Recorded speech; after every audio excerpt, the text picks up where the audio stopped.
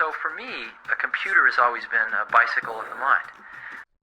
What's up, everyone? Welcome to the Mind Bicycle, where we're going to talk about AI, telepathy, and what's going to happen in the future. So, we were just talking about how in the future, people are probably going to need to be working on clearing their minds because the friction between having a desire and making it real is going to be reduced by actually having clarity and knowing what you want. And that's the only way you're going to be able to actually communicate your desires to an AI. But the most important part of that is that in the future, people are probably going to be using telepathy to actually express their desires. So we just want to dive into that. Sounds like right now we have this clunky language.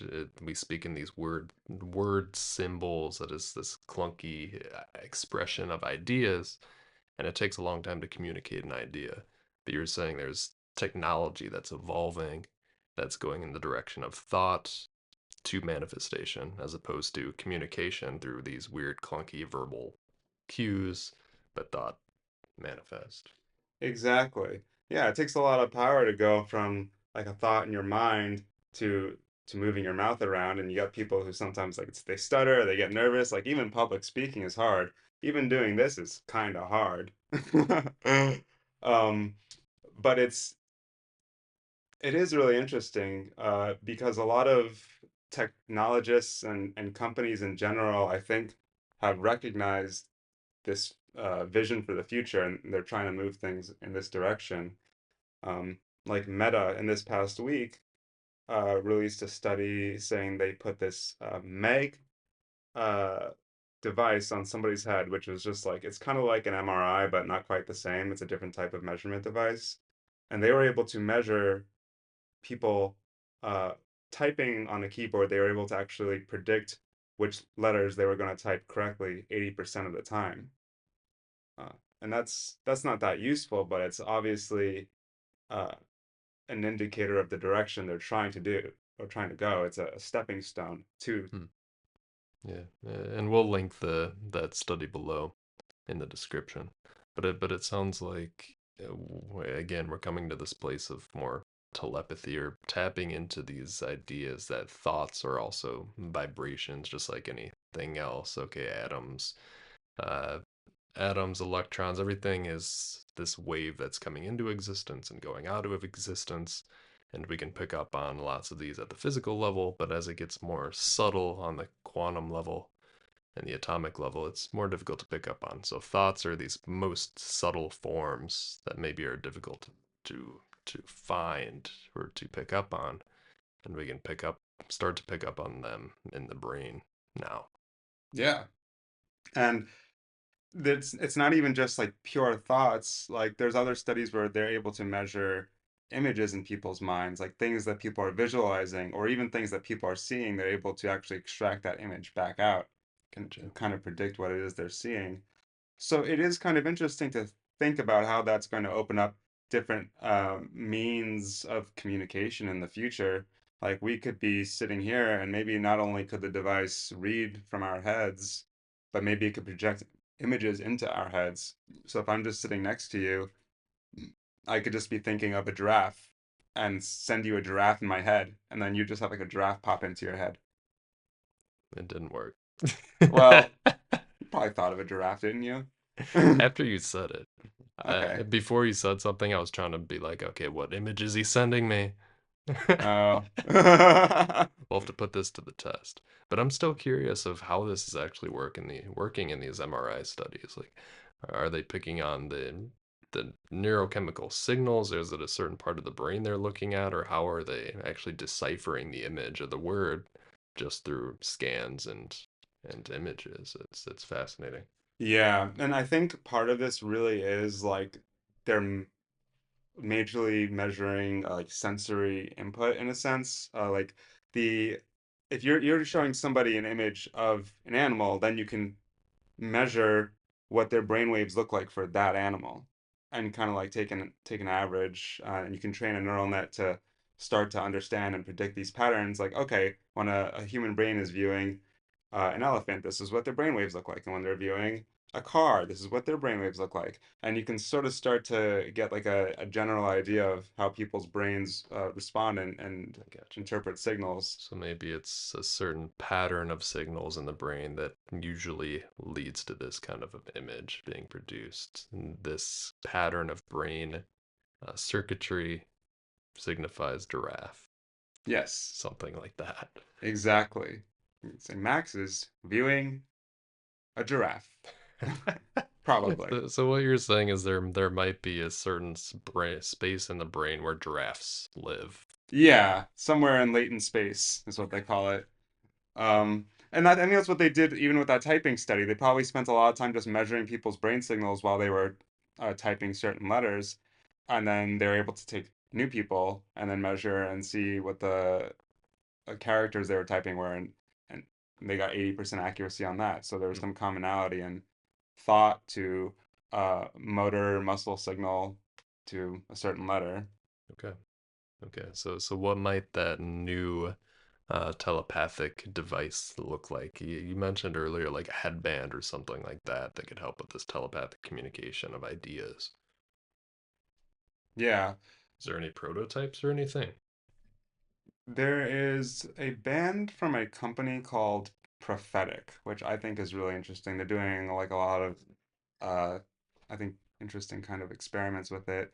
Where they're doing like almost like, I think it's some kind of like they're doing like a kind of wave, like 3D waveform action with it, where they're able to project these waves into your brain and they're able to get certain kind of stimulations going. Uh, The main focus of their headband is to stimulate lucid dreaming. The idea is that when you're asleep, they could detect it when your brain is hitting just the right state where if they send in this stimulation, it will put you into a lucid dream. okay. So this sounds like stimulation, though. It doesn't sound like communication of imagery, but rather stimulation. Yeah, and I think that is a stepping stone to that, where you stimulate in this imagery. Hmm. Um, like, I see so what you're saying. it may be like they'll be able to read your mind and you can send messages to other people. Okay. But if to receive, it can maybe put the image Okay. in Okay. through stimulation. So what still needs to be worked on is that receptive aspect. So we can maybe program the brain in certain ways, and this is neurofeedback, and basically a neurofeedback headband that stimulates a certain part of the brain. But now we have to develop technology where the receiving information comes in from the other headband outside of that. That's fascinating. Yeah. So I don't know how long it's gonna take. I've got a pre-order in for one of these headbands. I want to be the first to experiment, but Yeah, it's really interesting. because essentially, if somebody has something as simple as ADHD, you could stimulate a part of the brain that helps with ADHD. Think of the implications for mental health care. If someone's maybe depleted in a way, in terms of depression, that part of their brain isn't as active. They could stimulate that part of the brain that maybe elicits joy Yeah. or a connection with other people to get them out of that depressive phase. This has major implications for mental health and psychiatry. Yeah, and there is a company, I think it's called Neurology, that there's no way that's the name for it. Maybe it's like a play on words where it's like neurology but spelled differently. Gotcha. But they're making a headband as well that is supposed to be targeted specifically for ADHD. Some people have tried it. They say it's like digital Adderall, but without like the bad effects. So there are really promising developments in this whole area. Hmm. And again, even low level neurofeedback that we use in the office at the moment, it just helps you focus. Okay, bring your attention back to these sounds. When your brain drifts, it brings you back to that sound. And you do that over and over and over, and then that increases your focus. But this stuff that you're talking about, it goes a step further to directly stimulate a part of the brain, it sounds like, as opposed to just giving a sound to you and telling you to redirect your own focus. Right. That brings up a concern for me is if is it kind of like a prescription medication? Should we rely on something outside of us to do that stimulation for us when we know we can do it? In the case of ADHD, we can redirect our focus by ourselves and get similar results. Right. Well, there are a lot of people who seem like they can't, and that's why they take the medicine, right? Uh, I mean, it's not like they can't, but they just really struggle with it. Like, someone with ADHD might struggle to maintain any habit in general. Uh, so that's why taking the Adderall is like just simple enough of a habit that they're able to do it. it gets them back on track so they know what the feeling of focus is like. So they grow that part of the brain and they can do it on their own. Exactly. And like if that person with severe ADHD were able to meditate for 30 minutes or an hour every day, like maybe they wouldn't need the prescription medicine at all, but they're probably in that spot because they're not able to do it. That brings us to an interesting conversation, and from my point of view, then do we need the technology if we can do this on our own and we have the ability to? There's kind of this split between maybe the scientific realm and going down the route of technology and increasing technological development and maybe brain chips and things like that to stimulate these part of the brains parts of the brain, or this route of maybe what the yogis did thousands of years ago and use the brain as itself as this technology in of itself, and we can learn how to master the brain and body just through our own natural technologies. It's a good question, and I think That's a big one. it's a big one. And I think part of the center of that is, it's kind of like going to the gym, like somebody who's lifting weights naturally and just like taking their protein and creatine and natural supplements versus someone who's taking a bunch of steroids. Um, it's kind of like that. And there's a lot of potential adverse effects, like you're not getting that muscle naturally. Or even So there is like a reliance on it in some way. It can show the potential, but then you're reliant on that thing. right. Although I guess even if you're doing steroids, you do at least gain the muscle at a minimum. Correct. On some level it's kind of like somebody who is using a mechanized suit versus someone who is actually going and lifting weights themselves. Like, okay, you can put on your mech suit and you can lift 500 pounds when you're wearing the suit, Right. but then when you don't have the suit on, you're like a lost, confused person. That's like testosterone replacement therapy, though. People take TRT and then they can't produce testosterone on their own. But if they can't produce testosterone on their own anyway, then they take TRT to help them with that. Right. I guess the danger is if this becomes like a sort of super stimulant, where it's like even like if you can focus well on your own, like suddenly the only way you can compete is if you have like super focus. Uh, Elaborate. What do you mean?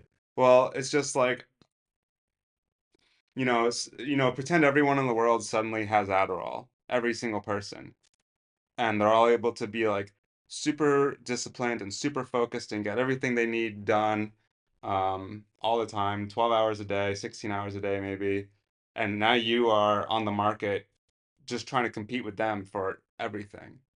Uh, it creates some pretty intense dynamics, and suddenly everybody's going to need their mental mech suit. They're going to put on the headband and you know, lock in as long as possible.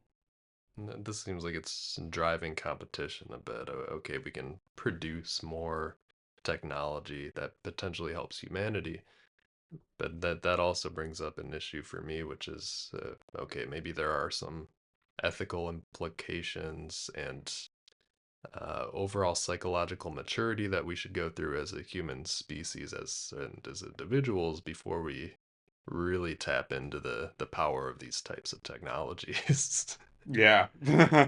Right. Well, yeah, I mean, there's always the question of like, are we uh mature enough spiritually for whatever technology we've created? But I don't know if that is the right order of progression because were we mature enough spiritually for the nuclear bomb when we invented it? No. But its existence forced us to grow in some ways. Like it forced us to really deal with concepts of oblivion. They were not just abstract things that God might one day strike down upon us. I This is something that we could bring upon ourselves at any minute of any day, should we choose. see. So you're saying the technology is forcing maturity in a way. Yeah, I mean, I think so. It's possible because when it's actually there and you're forced to stare it in the face, it kind of does do that. Very much. Going back to the original topic of telepathy, if the world around us knows our thoughts, then that means we have to be very in control of our thoughts and know what we're thinking so we're not sending all these bad thoughts to the people around us. That puts a lot of self responsibility there. Yeah. Now, I talked to one business executive who I was telling him about this idea, and he got very concerned because we were at a bar and he was saying, well, that bartender, she has big tits. What if she could hear me say that in my mind? It's like, well, you gotta clear up your mind, man. That's that maturity aspect. Okay, that technology may be forcing us down that route of maturity because yeah, we can't let our sexual impulses or our more fear drives or anything like that to run out of control. We Right. can't let that happen anymore. Right. It's taking control of our mental Faculty. world, yeah, our mental faculty, our mental world, just like how we have to control our animal body in public. You can't just fart loudly around people. I'm sure in the past you could do that all the time, and I mean I still do it out in public, but only amongst good friends. At a fancy restaurant, you cannot just go and do that. But that is something that we had to learn. It was Correct. a maturation of ourselves. And if you're sitting there thinking, wow, that waitress has really big boobs, you're just thinking it and then it's being broadcast out into the world, and then she can hear you, that's going to be like the equivalent of like a mental fart. Like, you do not do that. So people are going to have to be able to control that. Control your mental farts. Yes. Okay. That's funny. You This is what the world is coming to. Control your mental farts. hear that, people? Because we hear you. Can't hide anymore. We all hear each other. It's part of it's this ever emerging collective consciousness that's growing more intertwined as the days go on. And we're deeply, deeply interconnected, and now it's becoming on even more subtle levels. Yeah, and on so many levels at the same time. Like, there's even like two things I want to touch on with that. Like, one thing AI is doing is it's unifying all knowledge across the entire world, and the whole world is putting all of their thoughts and knowledge and information about themselves out on the entire internet. It's become this giant collective knowledge base, but now we have these AI tools that can scour all this information at once and unify it and connect it in the ways it thinks are best and most interesting. So that is like there's a unifying happening there. Um, but also even in the ways people are communicating now, like Gen Z and whatnot, we were talking about that this morning. Like Mm, they don't like to even like speak verbally a lot of times. Like they prefer to be texting all the time or huh, communicating through their phones silently. that's telepathy in a way. Yeah, Wow. And then we were talking about those telepathy tapes earlier on as well. yeah, And there might be even kids, people out there that can use telepathy already without the technologies. And these are bringing up some very psychedelic questions, some very mystical questions. Uh, yeah, the world's going in a very strange direction, a very interesting direction. yeah. Just taking that in for a moment. What's next, Gabe? Well, I think that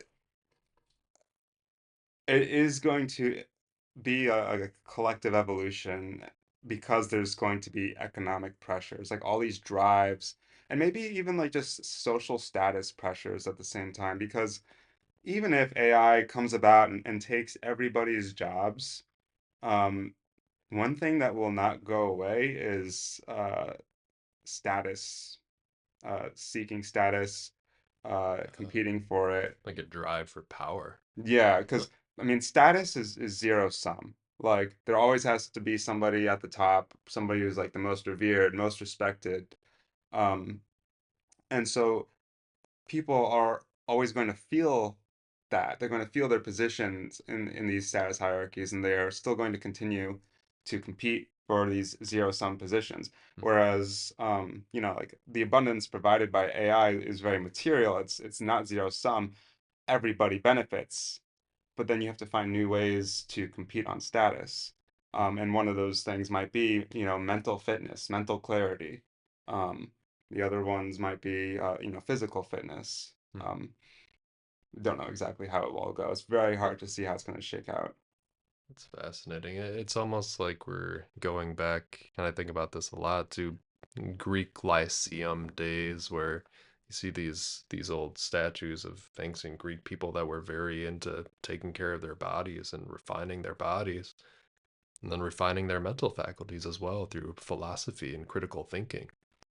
I hope that's what we're going back to. One of those Greek philosophers said something about how it's a shame for a man to go his life and not see what he would be like in his peak physical fitness. Yeah, exactly. So Pull that now up, Jamie. That's okay. now we can get back to that, truly. We don't have to be as in this rat race, maybe that a lot of people are anymore. We can take a step back, and this is obviously utopian thinking. This is the best possible scenario, but let the technology do some of it for us and allow us to be more creative and be more constructive, build our bodies, build our minds, and connect with each other. Yes, although I think there are going to be like super users, like AI super users, who are going to have like super clear minds, and they're going to be like almost like super executives, where they are just like sitting there, just commanding armies of agents to go out and like build entire companies for them or build entire ideas for them, um, from start to finish. And yeah, having the clarity to command and manage in that way is going to be very important. Wow. Okay. So that goes back to the original focus concept. These people that are maybe at this higher level of status can be so focused that they're commanding whole companies and organizations through their level of focus. Right, exactly. Like if you look at the today's top executives in the world, like people are going to have to like kind of operate at that level potentially. But they are probably going to have more tools that are going to enable them to bring them to that space if Hmm, they actually have the drive for it. I see. You're making me really want to get an Apple Watch, man. We are not sponsored by Apple. Let's see if I can shine it right into the camera. No, I can't. uh, I'm shining the light right on your face. There we go, right on your chin. because it can be so efficient, though. Again, it's straight from thought to getting stuff done in the technological world, which I have appointments to solidify, and I have to put that stuff in my calendar, and I have notes to type. But if I get to the point where I can just speak them out loud into my watch, and then that automatically goes to my computer, then the AI knows the direction to take all of it, then man, that would be easy. It would cut my time, and yeah, I would get so much more time. Wow. Okay. Yeah, no, it's a huge value add. Correct. All right. How do we want to wrap this up? I don't know. Maybe we should spread a message of peace and love to the world.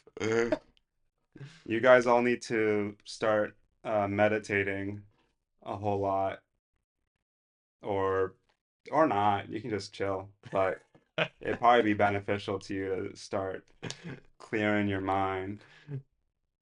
Since the technology is not here yet, where that cognitive stimulation isn't there, we do have tools like meditation and neurofeedback tools that can enhance your focus. So if we're going into this route that's thought to other people, telepathy, then we ultimately need to take control of our minds and our thoughts, and that can be done through things like meditation. Meditate and stuff. Yeah. Yeah, so this was the Mind Bicycle. This is MaxKomes, licensed mental health counselor.